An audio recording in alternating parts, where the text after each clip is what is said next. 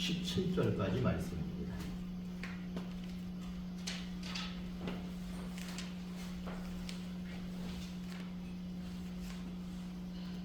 교독하겠습니다. 7장 7절, 11절에서 17절까지. 그 후에 예수께서 나인이란 성으로 가실새 제자와 많은 무리가 동행하더니 성문에 가까이 이르실 때 사람들이 함께 들고 예수로 이는 어머니를 때 그의 어머니를 구하라. 그 성에 많은 사람도 그와 함께 나오더라. 주께서 과부를 보시고 불쌍히 여기사 울지 말라 하시고 가까이 해서 그 안에서 그 대신에 내 문장에서 예수께서 이르시되 청년아 내가 너에게 말하니 일어나라 하시니 죽었던 자가 일어나 앉고 말도 하거늘 예수께서 그를 어머니에게 주시니 모든 사람이 두려워하며 하나님의 영광을 돌리는데 큰 선지자가 그 가운데 일어섰다 하고 또 하나님께 자기 백성을 돌보셨다. 같이 읽습니다. 예수께 대한 이 소문이 온 유대와 사방에 두루 퍼지니라. 아멘.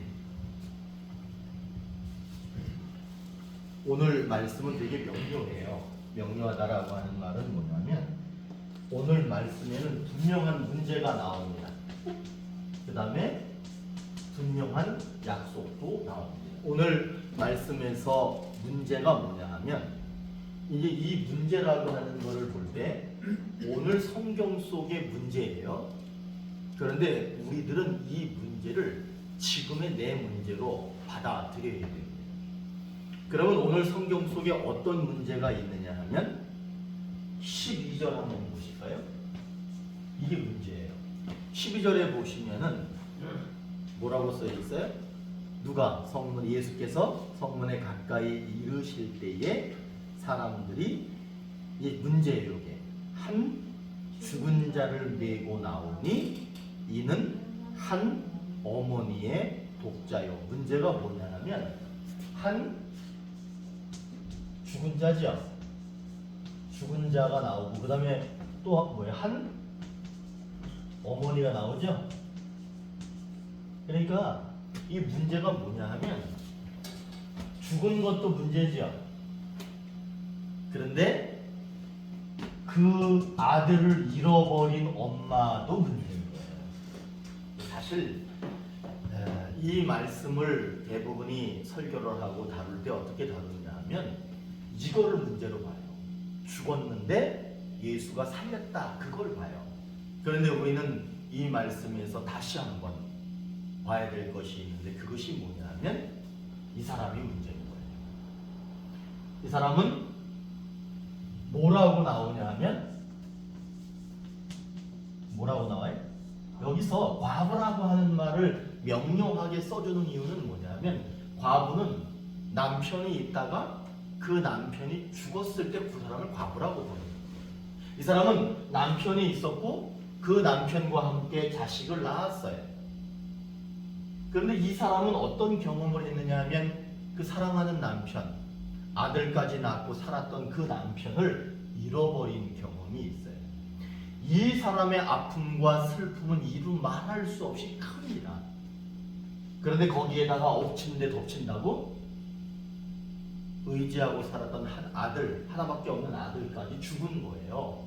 죽은 사람은 말이 없어. 죽은 사람은 지가 힘든지 뭐 고통스러운지 그런 거 몰라요. 죽으면 그만이야. 그런데 누가 문제냐 하면 그 죽은 것을 보고 있어야 되는 그 어머니는 이루 말할 수 없는 슬픔을 경험할 수밖에 없습니다. 사실 오늘 이 본문에서의 문제는 뭐냐면 과부가 문제인 거예요. 예수님이 죽은 자를 살리셨습니다. 이게 중요한 게 아니야. 예수님이 고통 속에 있는 과부를 돌보셨습니다. 이게 맞아요. 그러니까 여기가 진짜 문제인 거예요. 이 사람은 뭐라고 할 수 있어? 트라우마가 있어. 트라우마라고 하는 거는 뭐예요? 전에 경험한 게 지금도 나를 괴롭히는 거예요. 남편을 땅에다가 묻는 걸 봤어. 자기 남편을. 그런데 지금 누구를 묻으러 가고 있어요? 다시? 남편을 땅에 묻었을 때 그 고통을 지금 또 경험하러 가고 있는 중에 이런 말할 수 없는 아픔이 있는 거죠. 그런데 우리 예수님께서는 이런 아픔을 가진 사람 도와주실까요? 안 도와주실까요? 도와주세요. 100% 도와줍니다. 우리가 그래서 예수 믿는 거예요. 이분은 무조건 도와줍니다. 오늘 15절에 보세요. 이 슬픈 어머니를 위로하고 달래주기 위해서 얘를 살린다니까. 그게 15절에 보니까 뭐라 그래요? 죽었던 자가 일어나 앉고 말도 하거늘 이렇게 되는 거예요. 얘 죽었죠? 근데 얘가 어떻게 됐대? 일어나. 그 다음에 또 뭐 했대? 말했다는 거는 살아있다는 거죠. 죽은 자는 말이 없죠. 그런데 얘가 일어나서 말을 했대. 그 얘기는 뭐 살려줬다는 거죠. 그런데 왜 살려줬냐 하면 여기서 얘기하잖아. 그 어머니에게 이게 중요해. 주니 그래. 이 엄마는 아들을 잃었어요. 그런데 다시 하나님 예수님께서 살려가지고 그 엄마에게 준 거예요. 그러니까 해결됐죠. 심각한 문제잖아요. 고통 속에 있잖아요. 아들 다시는 찾을 수 없잖아요. 땅 속에 묻었던 남편처럼 또 묻어야 되잖아요. 그런데 우리 주님이 살리고 그 어머니에게 잃었던 어머니에게 다시 돌려주는 거예요. 근데 여기서 대부분이 여기서는 우리에게 실천을 요구해요. 이거는 우리에게 실천을 요구하는 거야. 그 얘기는 뭐냐면 도대체 이 아들하고 이 엄마가 어떻게 했길래 살려주고 고통을 사라지게 했을까 이렇게 보는 거예요. 그런데 오늘 보시면은 이 엄마나 아들이 한 게 없어. 엄마나 아들은 한 게 아무것도 없어. 오늘 11절에 보시면 뭐라고 나와요? 그 후에 예수께서 나인성으로 가시겠어요. 여기 뭐냐면 예수가 나인성에 가십니다. 여기서는 뭐냐면 원래는요 여기서 뭐가 있어야 되냐면 엄마가 아들을 살릴 것을 믿었다 또는 아들이 죽기 전에 예수를 잘 믿었다 그게 나와야 되는 거예요. 그런데 오늘 보면은 특이하게 죽었어 슬퍼 그런데 살려줬어 슬픔이 사라지게 했어. 근데 그 조건이 뭐냐는 거야. 도대체 왜 이런 기쁜 일이 있을 수 있었느냐라고 할 때 다른 게 없어요. 예수님이 나인성에 가신 거예요. 13절에 보니까 불쌍히 여겼대. 이게 답이에요. 예수님이 죽고 슬픔에 빠진 사람을 찾아가셨고요. 그리고 슬픔에 빠져 있는 이 엄마를 불쌍히 여기신 게 그 예수님의 이걸 우리는 이제 아침도 계속 얘기했지만 이게 뭐냐면 사랑이야. 예수님의 사랑이 이 문제를 해결하신 거예요. 여기서는 우리가 믿음이 좋아서 또는 기도를 많이 해서 막 죽도록 금식기도 해서 살아났다가 아니에요. 오로지 그분의 사랑으로 해결이 되는 거예요. 그러니까 우리들은 내가 믿음으로 살아야 되지만 사실은 내가 가진 믿음으로 사는 게 아니라 그분의 사랑으로 살아가고 있는 거예요. 예수 믿는 사람들은 그러기 때문에 사랑해야 되는 거예요. 사랑 많이 하세요. 이렇게 보면 미운 사람이 있죠. 미운 사람이 있어요. 그러나 우리 예수 믿는 사람은 그래도 사랑하는 거예요. 왜냐하면 그 사람이 나한테 잘했을 때 사랑하는 게 아니에요. 나한테 뭔가를 주었을 때 사랑하는 게 아니야. 그냥 사랑하는 거예요. 사랑해야 돼. 예수님의 사랑 때문에 이 모든 문제가 다 해결돼요. 그래서 제가 오늘 주보에다가 뭐라고 써놨어요? 오늘 오른쪽에 이렇게 성경 전환 거기다가 뭐라고 써놨냐면 요거를 그렇게 써놨죠. 자녀의 문제로 부모님의 가슴이 무너진 거예요. 그런데 약속은 뭐라 그래? 약속은 제가 뭐라고 써놨어요? 자녀의 문제가 해결되어 부모가 살아난다는 거야. 이게 약속이야. 그러니까 자녀 문제 해결해 주신다는 거야. 근데 더 중요한 거는 부모가 살아난다는 거예요. 그럼 이 가르침은 뭐예요? 가르침은 뭐라고 써놨어? 가슴이 무너진 부모를 누가 찾아가? 예수님이 찾아가셔서 불쌍히 여겨 주신다는 거예요. 그렇기 때문에 이 문제가 해결되는 거예요. 오늘 이 본문은 신학적으로도 제가 볼 때에는 매우 중요합니다. 이 본문, 이 성경 본문은 신학적으로 매우 중요해요. 이제 제가 좀 지울게요. 이제 이건 다 아셨잖아요? 신학적인 얘기만 조금 하고 마칠게요. 보세요. 왜 이것이 중요하냐라고 하면 우리는 이렇게 알고 있습니다. 믿음, 그 다음에는 구원을 받습니다. 그렇죠? 믿음이 없이는 절대로 구원받을 수 없습니다. 이거는 진리고요. 절대로 변할 수 없는 거예요. 믿음으로 구원받는다는 거. 그런데 이제 제가 질문 한번 해볼게요. 이 믿음이라고 하는 것을 우리가 어떻게 갖게 됐지라는 거예요.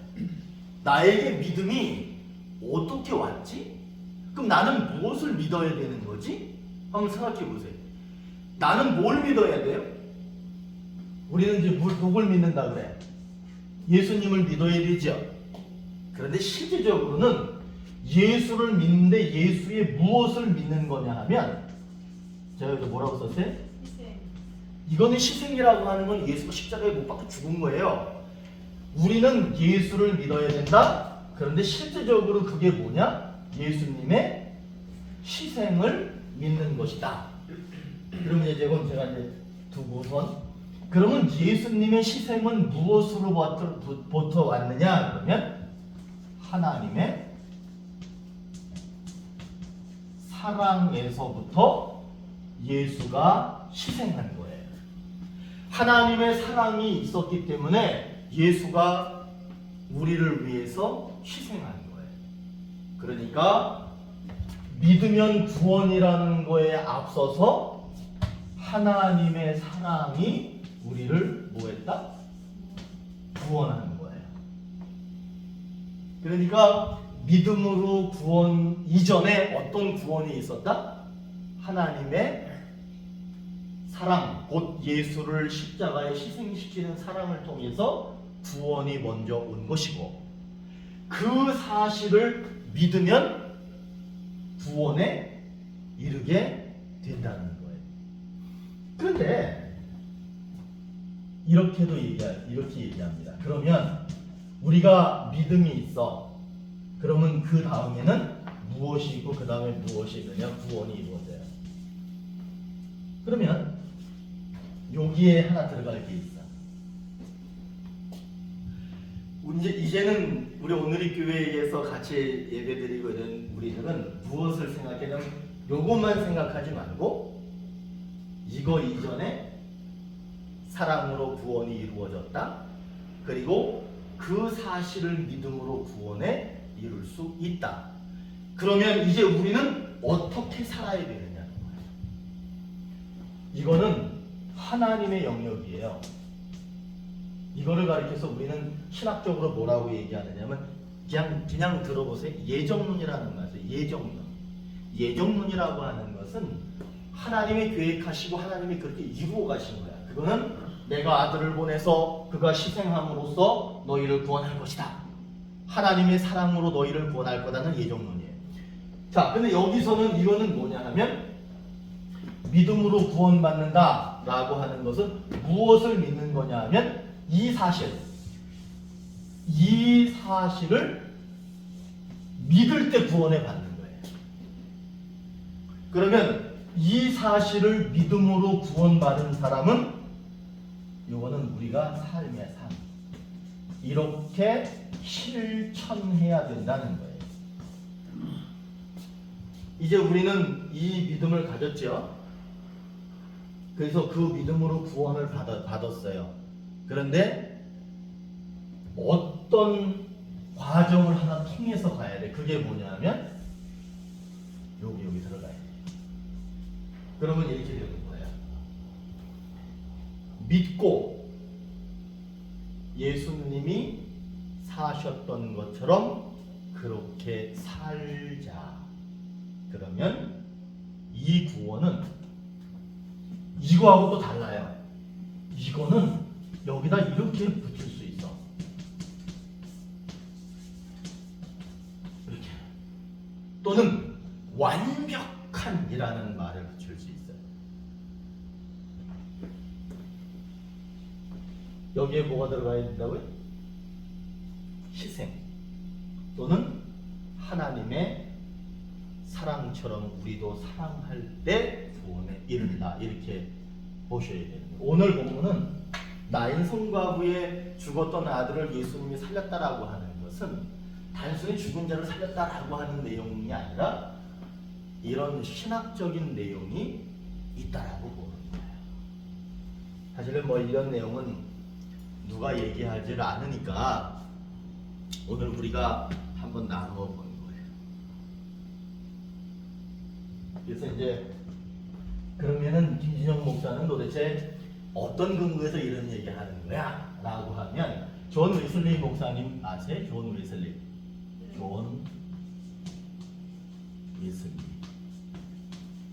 존 웨슬리가 구원의 첫 번째를 뭐라고 얘기했느냐면 선행하는 은총, 선행 은총을 얘기했어요.